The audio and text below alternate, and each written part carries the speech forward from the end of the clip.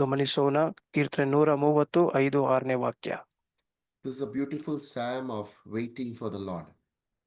ಇದು ಒಂದು ಸುಂದರವಾದಂತ ದೇವರಿಗಾಗಿ ನಿರೀಕ್ಷಿಸುವ ಕೀರ್ತನೆ. Psalm 130 verse number 5 says, ಕೀರ್ತನೆ 135 ವಾಕ್ಯ ಹೀಗೆ ಹೇಳ್ತದೆ: I wait for the Lord, my soul waits, and in his word I do hope. ನಾನು ಯೆಹೋವನನ್ನು ಎದುರು ನೋಡುತ್ತೇನೆ, ನನ್ನ ಪ್ರಾಣವು ಆತನನ್ನು ಕಾದುಕೊಂಡಿದೆ. Verse number 6, my soul waits for the Lord more than those who wait for the morning, yes, more than those who watch for the morning. 6ನೇ ವಾಕ್ಯ ನೋಡ್ರಿ: ಕಾವಲುಗಾರರು ಬೆಳಗಾಗುವುದನ್ನು ಮುನ್ನೋಡುತ್ತಾರಲ್ಲ, ಕಾವಲುಗಾರರು ಬೆಳಗಾಗುವುದನ್ನು ಮುನ್ನೋಡುವುದಕ್ಕಿಂತ ವಿಶೇಷವಾಗಿ ನನ್ನ ಅಂತರಾತ್ಮವು ಕರ್ತನನ್ನು ಮುನ್ನೋಡುತ್ತದೆ. Dear children of God, we go through these times of waiting. Waiting is not easy. ದೇವರ ಮಕ್ಕಳೇ, ನಾವು ನಿರೀಕ್ಷಿಸುವ ಸಮಯಗಳಲ್ಲಿ ಹೋಗುವಾಗ ಆ ನಿರೀಕ್ಷಿಸುವ ಸಮಯವು ಸುಲಭವಾದದ್ದಲ್ಲ. How can we wait for the Lord in expectation? ಹೇಗೆ ನಾವು ದೇವರನ್ನು ಎದುರು ನೋಡುವಿಕೆಯಲ್ಲಿ ನಿರೀಕ್ಷಿಸುವುದು? In our own world, waiting is always irritating. Waiting, nobody is willing to wait. Waiting for a bus, waiting for a train, waiting for results. These are very, very difficult things. ನಮ್ಮ ಲೋಕದಲ್ಲಿ ನಾವು ಚಿಂತಿಸುವುದಾದ್ರೆ, ನಿರೀಕ್ಷಿಸುವಂಥದ್ದು ಅಥವಾ ಎದುರು ನೋಡುವಂಥದ್ದು ಬಹಳ ಕಷ್ಟಕರವಾದಂತಹ ಸಂಗತಿಯಾಗಿರುತ್ತದೆ. ಬಸ್ಗಾಗಿ ಕಾಯುವಂಥದ್ದು, ರೈಲಿಗಾಗಿ ಕಾಯುವಂಥದ್ದು, ಫಲಿತಾಂಶಕ್ಕಾಗಿ ಕಾಯುವಂಥದ್ದು, ಇದೆಲ್ಲವೂ ನಮಗೆ ಕಿರಿಕಿರಿಯನ್ನು ಉಂಟು ಮಾಡುತ್ತದೆ. However, there are joy in waiting also when you know something good is coming. ಆದ್ರೆ ಈ ಕಾಯುವುದರಲ್ಲಿ ವಿಶೇಷವಾಗಿ ಕೆಲವು ವೇಳೆ ನಮಗೆ ಆನಂದ ಉಂಟಾಗ್ತದೆ. ಯಾವುದೋ ಉತ್ತಮವಾದದ್ದು ಬರಲಿಕ್ಕಿದೆ ಎಂಬುದಾಗಿ ನಿರೀಕ್ಷಿಸುವಾಗ ಒಂದು ಆನಂದ ಉಂಟಾಗ್ತದೆ. For example, a child is waiting for the birthday, ಉದಾಹರಣೆಗಾಗಿ ಒಂದು ಮಗು ತನ್ನ ಹುಟ್ಟಿದ ಹಬ್ಬಕ್ಕಾಗಿ ಕಾಯುತ್ತಾ ಇದೆ. or engaged couple is waiting for their marriage day. ಅಥವಾ ಒಬ್ಬರು ನಿಶ್ಚಿತಾರ್ಥವಾಗಿರುವಂತ ವಧುವರರು ತಮ್ಮ ಮದುವೆಗಾಗಿ ಕಾಯುವಂತ ವೇಳೆ. You know, that kind of waiting increases the delight for that special day. ಅಂತಹ ಒಂದು ಕಾಯುವಿಕೆಗಳು ಒಂದು ವಿಶೇಷವಾದ ದಿನಕ್ಕಾಗಿ ನಮ್ಮಲ್ಲಿ ಉತ್ಸುಕತೆಯನ್ನು, ಆನಂದವನ್ನು ತುಂಬಿಸುತ್ತದೆ. Remember, I'm talking about waiting. All waiting is not irritating, some waiting is delight. ನಾನು ಇಲ್ಲಿ ಮಾತನಾಡುತ್ತಿರುವಂತದ್ದು ಕಾಯುವಿಕೆಯ ಬಗ್ಗೆ. ಎಲ್ಲಾ ಕಾಯುವಿಕೆಗಳು ನಮಗೆ ಕಿರಿಕಿರಿ ಉಂಟು ಮಾಡುವುದಿಲ್ಲ, ಕೆಲವೊಂದು ಆನಂದವನ್ನು ಸಹ ಭರಿಸುತ್ತದೆ. Like I explained you, waiting for a birthday, an engaged person waiting for his wedding day or wedding day, that is all delight. ನೋಡಿ, ನಾನು ಹೇಳಿದ ರೀತಿಯಲ್ಲಿ ಉದಾಹರಣೆಗಾಗಿ ಒಂದು ವ್ಯಕ್ತಿಯು ತನ್ನ ಹುಟ್ಟಿದಬ್ಬಕ್ಕಾಗಿ ಅಥವಾ ತನ್ನ ಮದುವೆಗಾಗಿ ಕಾಯುತ್ತಿರುವಂತ ವ್ಯಕ್ತಿಗಳು ಯಾವಾಗಲೂ ಬಹಳ ಉತ್ಸುಕರಾಗಿ, ಆನಂದಭರಿತರಾಗಿ ಕಾಯ್ತಾ ಇರ್ತಾರೆ. I'm talking about a person who's already engaged and then waiting for the wedding day. Is or she is excited, delighted about it. ನಾನು ಹೇಳ್ತಾ ಇರುವಂತದ್ದು ನೋಡಿ, ಈಗಾಗಲೇ ನಿಶ್ಚಿತಾರ್ಥವಾಗಿರುವಂತ ವ್ಯಕ್ತಿಗಳು ತಮ್ಮ ಮದುವೆಗಾಗಿ ಕಾಯುವಾಗ ಆ ಕಾಯುವಿಕೆ ಸಮಯದಲ್ಲಿ ಬಹಳ ಹರ್ಷದಿಂದಲೂ ಆನಂದದಿಂದಲೂ ತುಂಬಿರುತ್ತಾರೆ. This is the kind of waiting experienced by the psalmist in Psalm, this Psalm which we spoke, Psalm 130. ನೋಡಿ, ಅಂತಹ ಒಂದು ಕಾಯುವಿಕೆಯ ಬಗ್ಗೆ ಹೇಳುವಂತದ್ದೇ ನಾವು ಓದಿದಂತ ಕೀರ್ತನೆಯ ಭಾಗ, ಕೀರ್ತನೆ 135 ವಾಕ್ಯ. Similar kind of psalm is found in the Bible. ನೋಡಿ, ಇದೇ ಪ್ರಕಾರವಾಗಿರುವಂತಹ ಕೆಲವು ಕೀರ್ತನೆಗಳು ನಾವು ಸತ್ಯವೇದದಲ್ಲಿ ಕಾಣಲು ಸಾಧ್ಯ.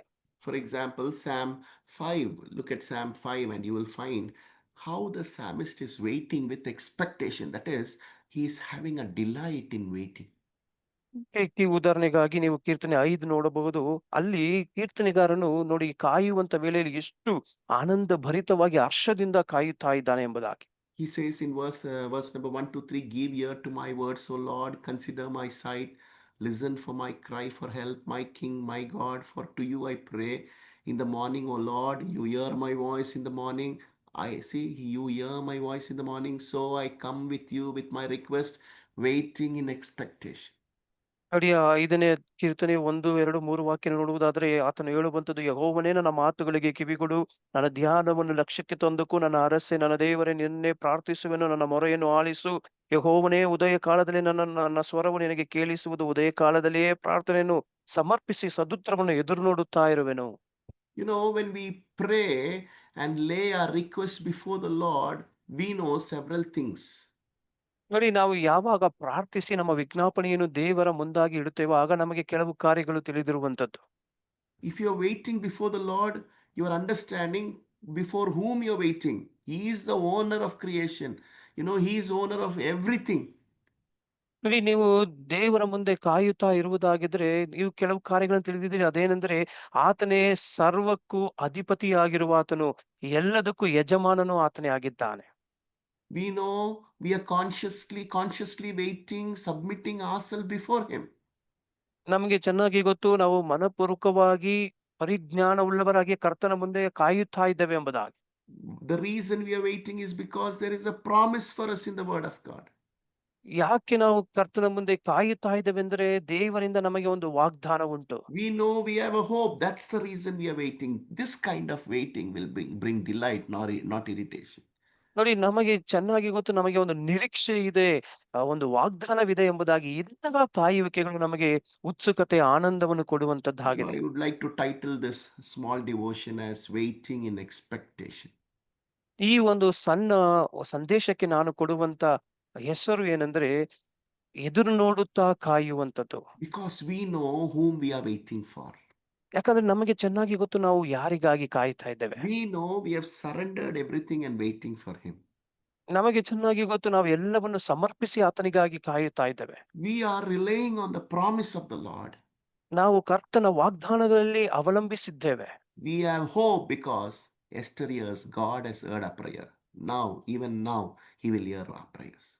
ನೋಡಿ, ನಾವು ಖಂಡಿತವಾಗಿ ನಿರೀಕ್ಷೆ ಉಳ್ಳವರಾಗಿ ಕಾಯುತ್ತೇವೆ. ಏಕೆಂದರೆ ಕರ್ತನು ನಮ್ಮ ನೆನ್ನೆಯ ಪ್ರಾರ್ಥನೆಗಳನ್ನು ಕೇಳಿದ್ದಾನೆ. ಇಂದು ಸಹ ಆತನು ಕೇಳಲು ಶಕ್ತನಾಗಿದ್ದಾನೆ. This is the reason David in Psalm 130, verse number 5, he says, ಈ ಒಂದು ಕಾರಣದಿಂದಲೇ ದಾವಿದನಾದ ಕೀರ್ತನೆಗಾರನು 130ನೇ ಕೀರ್ತನೆ 5ನೇ ವಾಕ್ಯದಲ್ಲಿ ಹೇಳುವಂತದ್ದು. sorry, 130 is written by it's the Psalm of Ascents. We are not particularly knowing who has written it. This is a psalm when they go to Jerusalem temple, climbing on the mountain. They're supposed to sing this song. ನೋಡಿ, ಈ ಕೀರ್ತನೆ 130 ಬರೆದಿರುವಂತದ್ದು ಆಸಾಫನು ಎಂಬುದಾಗಿ. ಇದು ಯಾರು ಯಥಾರ್ಥವಾಗಿ ಬರೆದಿದ್ದಾರೆ ಎಂಬುದಾಗಿ ಗೊತ್ತಿಲ್ಲ. ಆದ್ರೆ ಯೆರೂಸಲೇಮಿನ ಆ ಬೆಟ್ಟಕ್ಕೆ ದೇವರನ್ನು ಆರಾಧನೆಗಾಗಿ ಹೋಗುವಂತ ವೇಳೆ ಇಸ್ರಾಯೇಲರು ಹಾಡುವಂತ ಒಂದು ಕೀರ್ತನೆ. This is not written by Asaph. It is Psalm of Ascents. Ascents means climbing on the mountain, Okay. going to see the temple of God.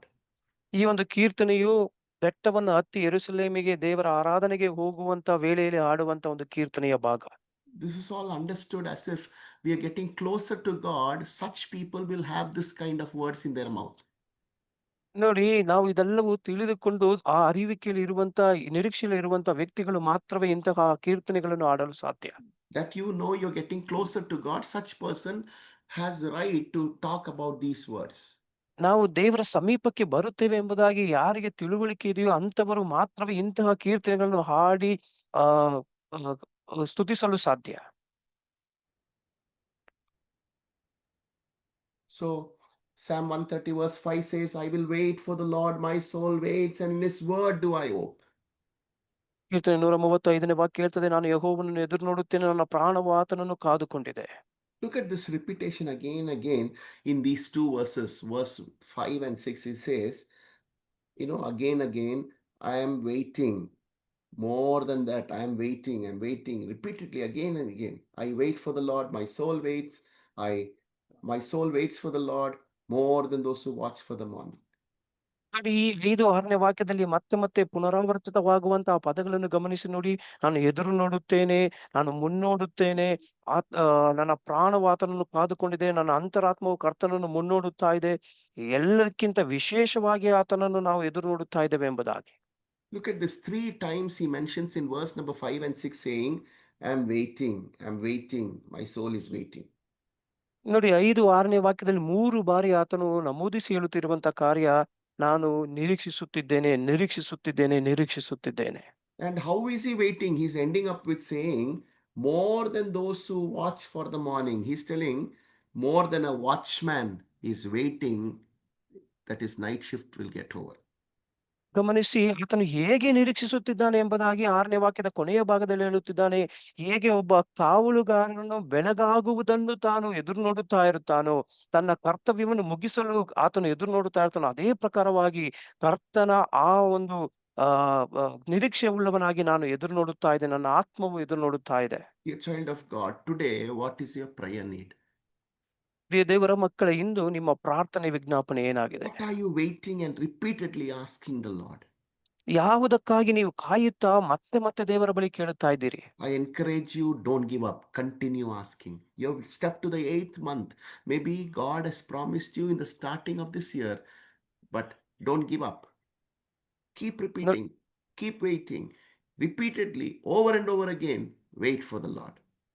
ಪ್ರಿಯ ದೇವರ ಮಕ್ಕಳೇ, ನಾನು ಇದರ ಮುಖಾಂತರವಾಗಿ ನಿಮ್ಮನ್ನು ಪ್ರೋತ್ಸಾಹಿಸುವುದೇನೆಂದರೆ, ಈಗ ನಾವು 8ನೇ ತಿಂಗಳಿಗೆ ಬಂದಿರಬಹುದು. ನಿಮಗೆ ವಾಗ್ದಾನವು ವರ್ಷದ ಮೊದಲನೇ ತಿಂಗಳಲ್ಲೇ ಸಿಕ್ಕಿರಬಹುದು. ಆದರೂ ಬಿಡಬೇಡ್ರಿ. ನಾನು ನಿಮ್ಮನ್ನು ಪ್ರೋತ್ಸಾಹಿಸುವುದು ಮತ್ತೆ ಮತ್ತೆ ದೇವರ ಬಳಿಯಲ್ಲಿ ಕೇಳ್ರಿ. ದೇವರ ಬಳಿಯಲ್ಲಿ ಮತ್ತೆ ಮತ್ತೆ ಎದುರು ನೋಡುತ್ತಾ ನಿರೀಕ್ಷಿಸಿಕೊಂಡೇ ಇರ್ರಿ. We don't know what is the need of this psalmist in Psalm 130. Some specific need may be there, but he knows whom is he waiting for.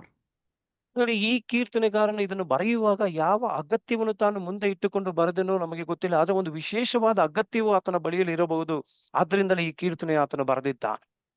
He knows whom is he waiting for. ಆತನಿಗೆ ಚೆನ್ನಾಗಿ ಗೊತ್ತು ಆತನು ಯಾರಿಗಾಗಿ ಕಾಯುತ್ತಿದ್ದಾನೆ. So this brings to me the second point. It reminds me to trust in the Lord when I am waiting. ನೋಡಿ, ಮತ್ತೆ 2ನೇ ಅಂಶಕ್ಕೆ ನಾನು ಇಲ್ಲಿ ಹೇಳಲು ಬಯಸುವುದೇನೆಂದರೆ, ನಾನು ಕಾಯುವಾಗ ಇದು ನನಗೆ ನೆನಪಿಸುವುದೇನೆಂದರೆ, ನಾನು ಕರ್ತನಲ್ಲಿ ಭರವಸೆ ಉಳ್ಳವನಾಗಿದ್ದೇನೆ. It reminds us to trust in God in waiting. ಕಾಯುವಿಕೆಯ ಸಮಯದಲ್ಲಿ ನಾವು ಕರ್ತನಲ್ಲಿ ಭರವಸೆ ಉಳ್ಳವರಾಗಿರಬೇಕೆಂಬುದಾಗಿ ಅದು ನಮಗೆ ನೆನಪಿಸುವಂತದ್ದು. Look at these 5 and 6 verse. You will feel as if the psalmist is telling, Lord, we trust in you as we are waiting. ನೋಡಿ, 5, 6ನೇ ಭಾಗದಲ್ಲಿ ವಾಕ್ಯದಲ್ಲಿ ಕೀರ್ತನೆಗಾರನು ಹೇಳುವುದನ್ನು ನೋಡ್ರಿ, ಕರ್ತನೇ, ನಾವು ಕಾಯುವಂತ ವೇಳೆ ನಿಮ್ಮಲ್ಲಿ ನಾವು ಭರವಸೆ ಉಳ್ಳವರಾಗಿದ್ದೇವೆ. It is like a child waiting for the mother to prepare a dish and give. ಇದು Waiting, ಹೇಗೆ I'll wait. I'm going to get it. ಅದು ಹೇಗೆ ಅಂದ್ರೆ, ಒಂದು ತಾಯಿ ತನ್ನ ಒಂದು ಮಗುವಿಗೆ ತಾನು ಆಹಾರವನ್ನು ಸಿದ್ಧ ಮಾಡಿ ಕೊಡುವಾಗ ಆ ಮಗು ಕಾಯುತ್ತದಲ್ಲ, ನನ್ನ ತಾಯಿ ಅದನ್ನು ಸಿದ್ಧ ಮಾಡ್ತಿದ್ದಾಳೆ, ನನಗೆ ದೊರಕುತ್ತದೆ ಎಂಬುದಾಗಿ ಆ ಒಂದು ಕಾಯುವಿಕೆಯಲ್ಲಿ. In the same way, Lord, you are working. I hope in you. I'm waiting for you. ಅದೇ ಪ್ರಕಾರವಾಗಿ ಕರ್ತನೆ, ನೀನು ನನ್ನ ಜೀವಿತದಲ್ಲಿ ಕ್ರಿಯೆ ಮಾಡುತ್ತಾ ಇದ್ದೀ, ಅದು ನಾನು ನಂಬುತ್ತೇನೆ, ಅದಕ್ಕಾಗಿ ಕಾಯುತ್ತೇನೆ ಎಂಬುದಾಗಿ. Indeed, this season may be your waiting season. ಪ್ರಿಯ ದೇವರ ಮಕ್ಕಳೇ, ಈ ಒಂದು ಋತು ಕಾಲವು ನಿಮ್ಮ ಕಾಯುವಿಕೆಯ ಕಾಲವಾಗಿರಬಹುದು. You may be praying, Lord, make a way for me. Lord, do wonders in this way, in this matter of mine. Lord, I want a miracle in this matter. ಒಂದು ವೇಳೆ ನೀವು ಪ್ರಾರ್ಥನೆ ಮಾಡುತ್ತಾ ಇರಬಹುದು, ಕರ್ತನೆ, ನನಗೆ ಒಂದು ಬಿಡುಗಡೆ ಬೇಕು, ನನಗೆ ಒಂದು ಅದ್ಭುತ ಸೂಚನೆಗಳು ಈ ಒಂದು ಕಾರ್ಯದಲ್ಲಿ, ಈ ಕ್ಷೇತ್ರದಲ್ಲಿ ಬೇಕು ಎಂಬುದಾಗಿ ಪ್ರಾರ್ಥಿಸುವ ವ್ಯಕ್ತಿಗಳಾಗಿರಬಹುದು. Like this psalmist who is repeatedly over and over asking the same thing, I wait for you, I wait for you. Your prayer may be the same. Lord, I'm waiting for you, I'm waiting for you. ನೋಡಿ, ಈ ಕೀರ್ತನಕಾರನು ಹೇಗೆ ಮತ್ತೆ ಮತ್ತೆ ಆತನು ಪುನರಾವರ್ತಿಸಿ ಹೇಳುತ್ತಿದ್ದಾನೆ, ಕರ್ತನೆ, ನಾನು ನಿರೀಕ್ಷಿಸಿದ್ದೇನೆ, ಕಾಯುತ್ತಾ ಇದ್ದೇನೆ ಎಂಬುದಾಗಿ. ಅದೇ ಪ್ರಕಾರವಾಗಿ ನಿಮ್ಮ ಪ್ರಾರ್ಥನೆಯು ಸಹ ಪುನರಾವರ್ತಿತವಾಗಿ ಹೇಳುವಂತದ್ದಾಗಿರಬಹುದು. ಕರ್ತನೆ, ನಾನೀಗಾಗಿ ಕಾಯುತ್ತಿದ್ದೇನೆ ಎಂಬುದಾಗಿ. Let this encourage you, child of God. Verse number 5. I wait for the Lord. My soul waits. I wait for him. ನೋಡಿ, ನಾನು ನಿಮ್ಮನ್ನು ಪ್ರೋತ್ಸಾಹಿಸುತ್ತೇನೆ. ಈ ಕೀರ್ತನೆಗಾರನು ಹೇಳುವ ಪ್ರಕಾರವಾಗಿ ನಾನು ದೇವರಿಗಾಗಿ ನಿರೀಕ್ಷಿಸಿಕೊಂಡಿದ್ದೇನೆ. ನನ್ನ ಆ ಪ್ರಾಣವು ಆತನನ್ನು ಕಾದುಕೊಂಡಿದೆ. ನನ್ನ ಅಂತರಾತ್ಮವು ಕರ್ತನನ್ನೇ ಮುನ್ನೋಡುತ್ತಿದೆ. This is encouraging me. What am I waiting for? I am waiting because he has said it, because his word says so. ನೋಡಿ, ನನಗೆ ಇದು ಬಹಳ ಪ್ರೋತ್ಸಾಹ ಕೊಡುತ್ತಾ ಇದೆ. ನಾನು ಕಾಯುತ್ತಾ ಇದ್ದೇನೆ. ಯಾಕಂದ್ರೆ ಆತನು ಇದನ್ನು ನುಡಿದಿದ್ದಾನೆ. ಆತನು ನನಗಾಗಿ ಇದನ್ನು ಮಾಡುತ್ತಾನೆ ಎಂಬುದಾಗಿ. Yes, our God says something. He is a promise keeper. His name is Jehovah. He is the God Almighty who will definitely keep up his word. ಹೌದು, ನಮ್ಮ ದೇವರು ಒಂದು ಮಾತನ್ನು ನುಡಿದರೆ ಅದನ್ನು, ಆ ಮಾತನ್ನು ಉಳಿಸಿಕೊಳ್ಳುವಂತ ದೇವರಾಗಿದ್ದಾನೆ. ಆತನ ಹೆಸರೇ ಯೆಹೋವನು ಎಂಬುದಾಗಿ, ಒಡಂಬಡಿಕೆಯನ್ನು ಉಳಿಸಿಕೊಳ್ಳುವಂತ, ಕಾದುಕೊಳ್ಳುವ ದೇವರು. Maybe you're in the midst of the waiting season. Let me encourage you. Your waiting will never be in vain because you are hoping the word of God. ನೋಡಿ, ಒಂದು ವೇಳೆ ನೀವು ಕಾಯುವಂತ ಸಂದರ್ಭದಲ್ಲಿ ನಿರೀಕ್ಷಿಸಿಕೊಳ್ಳುತ್ತಾ ಇದ್ದಿರಬಹುದು. ಆದ್ರೆ ನಾನು ನಿಮಗೆ ಒಂದು ಕಾರ್ಯ ಹೇಳ್ತೇನೆ, ನಿಮ್ಮ ನಿರೀಕ್ಷೆಗಳು ಎಂದಿಗೂ ವ್ಯರ್ಥವಾಗುವುದಿಲ್ಲ. ಏಕೆಂದರೆ ನೀವು ಕರ್ತನ ಮೇಲೆ ನಿರೀಕ್ಷಿಸಿಕೊಂಡು ಕಾದುಕೊಂಡಿದ್ದೀರಿ. Do you know you're waiting for the word? That word is God Himself. In the beginning was the word, and the word was with God, and the word was God. You are waiting for God. If God has said a word, it is His character, it is nature, it's Him you're waiting for. ಗಮನಿಸಿ, ನೀವು ಕಾದುಕೊಂಡಿರುವ ನಿರೀಕ್ಷಿಸುವ ವೇಳೆಯಲ್ಲಿ ದೇವರ ವಾಕ್ಯದ ಮೇಲೆ ಭರವಸೆ ಇಟ್ಟು ಕಾದುಕೊಂಡಿದ್ದೀರಿ. ಏಕೆಂದರೆ ದೇವರ ವಾಕ್ಯ ಹೇಳ್ತದೆ, ಆದಿಯಲ್ಲಿ ದೇವರ ವಾಕ್ಯವಿತ್ತವು, ದೇವರ ವಾಕ್ಯವು ದೇವರ ಬಳಿಯಲ್ಲಿತ್ತವು, ಆ ದೇವರ ವಾಕ್ಯವೇ ದೇವರಾಗಿತ್ತು ಎಂಬುದಾಗಿ ಹೇಳಲ್ಪಟ್ಟಿದೆ. ಹಾಗಾದರೆ ನೀವು ಕಾದುಕೊಂಡಿರುವುದು ದೇವರ ವಾಕ್ಯದ ಮೇಲೆ ಭರವಸೆ ಇಟ್ಟಿರುವುದಾಗಿದ್ದರೆ, ನೀವು ದೇವರಲ್ಲಿಯೇ ಭರವಸೆ ಇಟ್ಟವರಾಗಿ ಕಾಯುತ್ತಿದ್ದೀರಿ, ಅದು When ನೆರವೇರುತ್ತದೆ. you are in the waiting period, you are saying, Lord, I hope in your character. You have said something, you will do it. I hope in your character. ನೀವು ಕಾಯುವಿಕೆಯ ಸಮಯದಲ್ಲಿರುವಾಗ ದೇವರ ಬಳಿ ಹೇಳ್ತಿದ್ದೀರಿ, ಕರ್ತನೇ, ನಾವು ನಿನ್ನ ವ್ಯಕ್ತಿತ್ವವನ್ನು ನಂಬುತ್ತಾ ಇದ್ದೇವೆ. ನೀನು ಅದನ್ನು ನೆರವೇರಿಸುತ್ತಿ ಎಂಬುದಾಗಿ ನಮಗೆ ನಂಬಿಕೆ ಉಂಟು ಎಂಬುದಾಗಿ. Lord, we know only you can work. Only when you say something, you will do it. Such kind of waiting. ಕರ್ತನೇ, ನೀನು ಮಾತ್ರ ಕ್ರಿಯೆ ಮಾಡಲು ಸಾಧ್ಯ. ನೀನೇನಾದರೂ ನುಡಿದರೆ ಅದನ್ನು ನೀನು ಮಾಡುತ್ತಿ ಎಂಬುದಾಗಿ ನಂಬುತ್ತೇವೆ ಎಂಬುದಾಗಿರುವ ಮನೋಭಾವವುಳ್ಳವರಾಗಿದ್ದೇವೆ. So, what are you waiting? How are you waiting? You're waiting in hope in God, in His Word. So, you will never fail. God will never fail you. ನೋಡಿ, ಆದ್ದರಿಂದ ನೀವು ಯಾವುದಕ್ಕಾಗಿ ಕಾಯುತ್ತಿದ್ದೀರೋ, ಹೇಗೆ ಕಾಯುತ್ತಾ ಇದ್ದೀರೋ, ಈ ವಾಕ್ಯದ ಮೇಲೆ ನೀವು ಕಾಯುತ್ತಾ ಇರುವುದಾಗಿದ್ರೆ, ಈ ವಾಕ್ಯವು ನಿಮ್ಮನ್ನು ಸೋಲುವುದಕ್ಕೆ ಬಿಡುವುದಿಲ್ಲ. ಆತನು ನಿಮ್ಮನ್ನು ಆ ವಾಕ್ಯ ಕಾರ್ಯಗಳನ್ನು In ನೆರವೇರಿಸುತ್ತಾನೆ. verse number 6, the psalmist is telling how is he waiting for the Lord? 6ನೇ ವಾಕ್ಯದಲ್ಲಿ ಗಮನಿಸಿ, ಕೀರ್ತನೆಗಾರನು ಹೇಳುತ್ತಿದ್ದಾನೆ, ಹೇಗೆ ಆತನು ದೇವರಿಗಾಗಿ ನಿರೀಕ್ಷಿಸಿಕೊಂಡಿದ್ದಾನೆ. Like the watchman waiting until their shift is over. ಒಬ್ಬ ಕಾವಲುಗಾರನು ತನ್ನ ಕರ್ತವ್ಯ ಮುಗಿಯುವುದನ್ನು ಎದುರು ನೋಡುವ ರೀತಿಯಲ್ಲಿ ಆತನು ಕಾಯುತ್ತಿದ್ದಾನೆ. That means he's working in a night shift and he wants to somehow finish his duty. He's waiting for the morning dawn. ಅದರ ಅರ್ಥ, ಆ ಕಾವಲುಗಾರನು ರಾತ್ರಿಯ ಕೆಲಸವನ್ನು ಮಾಡುತ್ತಾ ಇದ್ದಾನೆ. ತನ್ನ ಕರ್ತವ್ಯ ಕೆಲಸ ಮುಗಿಯುವಂತ ವೇಳೆ, ಆ ಬೆಳಗಾಗುವುದನ್ನು ಎದುರು ನೋಡುತ್ತಾ ಮಾಡುತ್ತಿರುವ ರೀತಿ. He's reached the midnight. He's reached past the midnight. His only desire is when the sun will rise, when I will see light. ಗಮನಿಸಿ, ಆತನು ಈಗಾಗಲೇ ಮಧ್ಯರಾತ್ರಿಯನ್ನು ದಾಟಿದವನಾಗಿ, ಮುಸುಕು ಕವಿದಿರುವಂತ ಮೋಡವನ್ನು ನೋಡಿ, ಯಾವಾಗ ನಾನು ಆ ಬೆಳಕನ್ನು ಕಾಣುತ್ತೇನೆ, ಯಾವಾಗ ಆ ಕಿರಣವನ್ನು ಕಾಣುತ್ತೇನೆ ಎಂಬುದಾಗಿ ಎದುರು ನೋಡುವ ರೀತಿಯಲ್ಲಿ. Why? Because the night is dangerous. He's waiting for danger of the night to pass. ನೋಡಿ, ಯಾಕಂದ್ರೆ ಈ ಕತ್ತಲೆ ಅಥವಾ ರಾತ್ರಿ ಎಂಬುದಾಗಿರುವಂತದ್ದು ಅಪಾಯಕರವಾದದ್ದು. ಆತನು ಅಪಾಯಕರವಾದ ಸಂಗತಿಯಲ್ಲಿ ಅದು ನನ್ನನ್ನು ಹಾದು ಹೋಗಬೇಕೆಂಬುದಾಗಿ ಬೆಳಕಿಗಾಗಿ ಕಾಯುತ್ತಿದ್ದಾನೆ. Similar way, whatever is your night, I don't know. What is the danger that you're facing, I don't know. But God knows. You know it. Wait for the Lord. Only He can do. He has given His word that He will rescue you. Hope in His word. ಅದೇ ಪ್ರಕಾರವಾಗಿ ನೀವು ಎಂತಹ ರಾತ್ರಿಯ ವೇಳೆಯಲ್ಲಿದ್ದೀರಿ, ಎಂತಹ ಅಪಾಯಗಳನ್ನು ಎದುರಿಸ್ತಾ ಇದ್ದೀರಿ ಎಂಬುದಾಗಿ ನನಗೆ ಗೊತ್ತಿಲ್ಲ. ಅದು ದೇವರಿಗೆ ಮಾತ್ರ ಗೊತ್ತು, ನಿಮಗೆ ಗೊತ್ತು. ನೀವು ದಾವೀದನ ಕೀರ್ತನೆಗಾರನ ರೀತಿಯಲ್ಲಿ ನೀವು ಆತನನ್ನು ನಿರೀಕ್ಷಿಸಿಕೊಂಡಿರುವುದಾದ್ರೆ, ಈ ರಾತ್ರಿಯ ಜಾವ ಮುಗಿದು ಬೆಳಗಿನ ಜಾವಗಳು ನಮ್ಮ ಜೀವಿತದಲ್ಲಿ ಬರುವಂತೆ ಕರ್ತನು ಮಾಡುತ್ತಾನೆ. What I'm encouraging you is the night will be over very soon. Wait patiently. You have been waiting till now. Wait. Hope in God. You're not hoping in anything else but in His word. He is the one who will keep up His word. ನೋಡಿ, ನಾನು ನಿಮ್ಮನ್ನು ಪ್ರೋತ್ಸಾಹಿಸುವುದೇನೆಂದರೆ, ರಾತ್ರಿ ಮುಗಿಯುವುದಕ್ಕೆ ಇನ್ನೂ ಅಲ್ಪ ಕಾಲವೇ ಉಳಿದಿರುವಂಥದ್ದು. ತಾಳ್ಮೆಯಾಗಿ ಕಾದುಕೊಂಡಿರ್ರಿ, ಕಾಯುತ್ತಾ ಇರ್ರಿ. ನೀವು ಬೇರೆ ಯಾವುದರಲ್ಲಿ ನಂಬಿಕೆ ಇಟ್ಟಿಲ್ಲ, ಕರ್ತನ ವಾಕ್ಯದ ಮೇಲೆ ನಂಬಿಕೆ ಇಟ್ಟಿರುವ ಕಾರಣ ಈ ರಾತ್ರಿಯ ಜಾವವನ್ನು ಕರ್ತ ನಿಮ್ಮ ಜೀವಿತದಿಂದ ನೀಗಿಸಿ ಬೆಳಕನ್ನು ಕೊಡಲು ಶಕ್ತನಾಗಿದ್ದಾನೆ. Romans chapter 8, verse 25 says, But if we hope for what we do not yet have, we wait for it patiently. ರೋಮಾಪುರದವರಿಗೆ 8ನೇ ಅಧ್ಯಾಯದ 25ನೇ ವಾಕ್ಯ ಈ ಪ್ರಕಾರವಾಗಿ ಹೇಳುತ್ತಾ ಇದೆ. ಆ ಆದರೆ ಕಾಣದಿರುವುದನ್ನು ನಾವು ಎದುರು ನೋಡುವವರಾಗಿದ್ದರೆ ತಾಳ್ಮೆಯಿಂದ ಕಾದುಕೊಂಡಿರಬೇಕು. Only thing that we need is patience. ಒಂದೇ ಒಂದು ಕಾರ್ಯ ನಮಗೆ ಅಗತ್ಯವಿರುವಂತದ್ದು, ತಾಳ್ಮೆ. Why we wait? Because we know it's coming. We are waiting in hope patiently. ನೋಡಿ, ನಾನು ಕಾಯುತ್ತೇನೆ, ಏಕೆಂದ್ರೆ ನನಗೆ ಚೆನ್ನಾಗಿ ಗೊತ್ತು ಇದು ನನಗೆ ಲಭಿಸಲಿದೆ. ಆದ್ರಿಂದ ತಾಳ್ಮೆಯಿಂದ ಕಾದುಕೊಳ್ಳುತ್ತೇನೆ. Because the promised one is God Almighty. He is the one who is keeping His word. ಯಾಕಂದ್ರೆ ನನಗೆ ವಾಗ್ದಾನ ಮಾಡಿರುವ ಆತನು ಸರ್ವಶಕ್ತನಾದಂತ ದೇವರು. ಆತನು ತನ್ನ ವಾಗ್ದಾನವನ್ನು ನೆರವೇರಿಸುವ ದೇವರು. Remember, God cares Therefore, by faith, we watch and wait. ನೋಡಿ, ದೇವರು ನನ್ನ ಬಗ್ಗೆ ಕಾಳಜಿ ವಹಿಸುವ ಕಾರಣವೇ ನನ್ನ ನಂಬಿಕೆಯು ಕದಲದಂತೆ ನಾನು ಆತನಿಗಾಗಿ ಕಾದುಕೊಂಡಿರುವೆನು. This is adding up to my hope, and that's why I wait expectantly. ಇದು ನನ್ನ ನಿರೀಕ್ಷೆಗೆ ಕೂಡಿಸಿ ಹೆಚ್ಚು ಕಾಲವನ್ನು ಕೊಡುವ ಕಾರಣ ನಾನು ತಾಳ್ಮೆಯಿಂದ ದೇವರ ಕಾರ್ಯಕ್ಕಾಗಿ ನಿರೀಕ್ಷಿಸಿ ಕಾದುಕೊಂಡಿದ್ದೇನೆ. Hold on to these two verses this season. Psalm 130, verse 5 and 6. I will wait, I will wait, I will wait. How will you wait? Like the watchman in the night is waiting for the morning to dawn. ಈ ತಿಂಗಳ ಈ ಸಮಯದಲ್ಲಿ ಈ 2 ವಾಕ್ಯಗಳನ್ನು ಗಟ್ಟಿಯಾಗಿ ಹಿಡಿದುಕೊಳ್ಳ್ರಿ. ಕೀರ್ತನೆ 135 6ನೇ ವಾಕ್ಯ.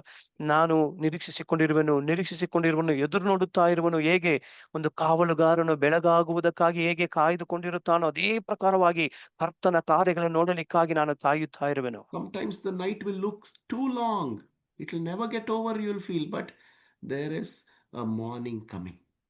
ಒಂದು ವೇಳೆ ನಿಮ್ಮ ರಾತ್ರಿಗಳು ಒಂದು ದೀರ್ಘವಾಗಿ ಅನಿಸಬಹುದು, ಇದೇನು ಮುಗಿತಾನೇ ಇಲ್ಲ ಎಂಬುದಾಗಿ ನೆನೆಸಬಹುದು. ಅದೇ ಖಂಡಿತವಾಗಿ ಒಂದು ಕ್ಷಣ ಬರ್ತದೆ, ಆಗ ಬೆಳಗಾಗುವುದನ್ನು ನೀವು ಕಾಣುತ್ತೀರಿ. He is working, he is waiting. Watchman is waiting for the sun to rise. ನೋಡಿ, ಆತನು ಕ್ರಿಯೆ ಮಾಡುತ್ತಿದ್ದಾನೆ, ಆತನು ಕಾಯುತ್ತಾ ಇದ್ದಾನೆ. ಕಾವಲುಗಾರನು ಇಗೋ ಸೂರ್ಯ ಉದಯವಾಗುವುದಕ್ಕಾಗಿ ಕಾಯುವ ರೀತಿಯಲ್ಲಿ We are waiting for the Son of God to rise in our life. ನಮ್ಮ ಜೀವಿತದಲ್ಲಿ ನೀತಿಯ ಸೂರ್ಯನು ಉದಯಿಸುವುದಕ್ಕಾಗಿ ನಾವು ಕಾಯುತ್ತಾ ಇದ್ದೇವೆ. Let us not give up in the season of waiting. ಆದ್ದರಿಂದ ಈ ಕಾಯುವ ಸಮಯಗಳಲ್ಲಿ ಬಿಟ್ಟು ಕೊಡುವುದು ಬೇಡ. The night will be over very soon. ಕತ್ತಲೆ ಬೇಗನೆ ಮುಗಿದು ಹೋಗಲಿದೆ. In the waiting period, trust in God. ನಿಮ್ಮ ಕಾಯುವ ಸಂದರ್ಭದಲ್ಲಿ ಕರ್ತನ ಮೇಲೆ ಭರವಸೆ ಇಡ್ರಿ. In the waiting period, hope in His word. ನಿಮ್ಮ ಕಾಯುವ ಸಮಯದಲ್ಲಿ ಆತನ ವಾಕ್ಯದ ಮೇಲೆ ನಿರೀಕ್ಷೆ ಉಳ್ಳವರಾಗಿರಿ. In the waiting period, never give up. Keep on praying. ನಿಮ್ಮ ಕಾಯುವ ಸಮಯದಲ್ಲಿ ನೀವು ಎಂದಿಗೂ ಬಿಟ್ಟು ಕೊಡಬೇಡ್ರಿ, ನಿರಂತರವಾಗಿ ಪ್ರಾರ್ಥಿಸ್ತಾ ಇರ್ರಿ. Let us wait in expectation. ಒಂದು ನಿರೀಕ್ಷೆಯೊಟ್ಟಿಗೆ ನಾವು ಕರ್ತನಲ್ಲಿ ಕಾದುಕೊಂಡಿರೋಣ. Can we pray together? ನಾವೆಲ್ಲರೂ ಸೇರಿ ಪ್ರಾರ್ಥಿಸೋಣ. Father, thank you for the word that you gave us, O God. ತಂದೆ, ನಮಗೆ ಕೊಟ್ಟಂತ ನಿನ್ನ ವಾಕ್ಯಗಳಿಗಾಗಿ ಸ್ತೋತ್ರ. Thank you for encouraging us that we are in the waiting season. You will dawn for us. ಕರ್ತನೆ, ನಮಗೆ ಕೊಟ್ಟಿರುವಂತ ಕಾಯುವ ಸಮಯಕ್ಕಾಗಿ ಸ್ತೋತ್ರ. ನಾವು ಕಾಯುವ ಸಮಯದಲ್ಲಿ ನೀನು ನಮ್ಮನ್ನು ಗಮನಿಸುತ್ತಿದ್ದೀ, ನಮಗಾಗಿ ಕಾರ್ಯಗಳನ್ನು I ಮಾಡಲಿದ್ದೀ. pray and bless each and every person here, O God. ಕರ್ತನೆ, ಇಲ್ಲಿ ಕೂಡಿ ಬಂದಿರುವಂತ ಪ್ರತಿಯೊಂದು ವ್ಯಕ್ತಿಗಳನ್ನು ನಾವು ಪ್ರಾರ್ಥಿಸಿ ಆಶೀರ್ವದಿಸುತ್ತಾ ಇದ್ದೇವೆ. Lord, as we have stepped together into this month, August 1st, ಕರ್ತನೆ, ಈ ಒಂದು ವರ್ಷದ ಆಗಸ್ಟ್ ತಿಂಗಳಲ್ಲಿ ನಾವು ಕಾಲೇಜುಗಳನ್ನು ಇಟ್ಟಿದ್ದೇವೆ. we pray that your presence will be with us like never before. ನಾವು ಪ್ರಾರ್ಥಿಸುವಂತದೆಂದರೆ ಇದುವರೆಗೆ ಇಲ್ಲದಿರುವ ರೀತಿಯಲ್ಲಿ ನಿನ್ನ ಪ್ರಸನ್ನತೆ ನಮ್ಮನ್ನು ಈ ತಿಂಗಳಲ್ಲಿ ಆವರಿಸಿಕೊಳ್ಳಲಿ. We will continue to pray. We will repeatedly keep pleading at you, Lord. ನಾವು ನಿರಂತರವಾಗಿ ಪ್ರಾರ್ಥಿಸ್ತೇವೆ, ನಿನ್ನ ಮುಂದೆ ಸತತವಾಗಿ ವಿಜ್ಞಾಪಿಸುತ್ತೇವೆ. We trust in you as we are waiting, O God. ಕರ್ತನೆ, ನಿನ್ನನ್ನು ನಾವು ನಂಬುತ್ತೇವೆ ಸ್ವಾಮಿ, ನಿನಗಾಗಿ ಕಾದುಕೊಂಡಿದ್ದೇವೆ. We hope in your word. We know you are the faithful one. ನಿನ್ನ ವಾಕ್ಯದ ಮೇಲೆ ನಮಗೆ ಭರವಸೆ ಉಂಟು. ನಮಗೆ ಒಂದು ಚೆನ್ನಾಗಿ ಗೊತ್ತು, ನೀನು ನಂಬಿಗಸ್ತನಾದ ದೇವರು. We will wait expectantly. ಕರ್ತನೆ, ನಿರೀಕ್ಷಿಸಿಕೊಂಡೇ ನಾವು ಕಾದುಕೊಂಡಿದ್ದೇವೆ. Thank you, Lord, for hearing our prayers. ನಮ್ಮ ಪ್ರಾರ್ಥನೆ ಕೇಳಿದಕ್ಕಾಗಿ ಸ್ತೋತ್ರ ಕರ್ತನೆ. Blessing each and every one who has logged in for this online service. ಈ ಒಂದು ಆನ್ಲೈನ್ ಕೂಟದಲ್ಲಿ ಭಾಗವಹಿಸಿರುವ ಪ್ರತಿಯೊಬ್ಬರನ್ನು ಪ್ರಾರ್ಥಿಸಿ ಆಶೀರ್ವದಿಸುತ್ತಾ ಇದ್ದೇವೆ. May your name be glorified through each and every one of us. ನಿನ್ನ ನಾಮ ಮಾತ್ರ ನಮ್ಮ ಪ್ರತಿಯೊಬ್ಬರ ಮುಖಾಂತರವಾಗಿ ಮಹಿಮೆ ಹೊಂದಲಿ. In Jesus' name we pray. ಯೇಸುವಿನ ನಾಮದಲ್ಲಿ ನಾವು ಪ್ರಾರ್ಥಿಸುತ್ತಾ ಇದ್ದೇವೆ. Amen. Amen. Amen. Praise the Lord. God bless you. Have a blessed month.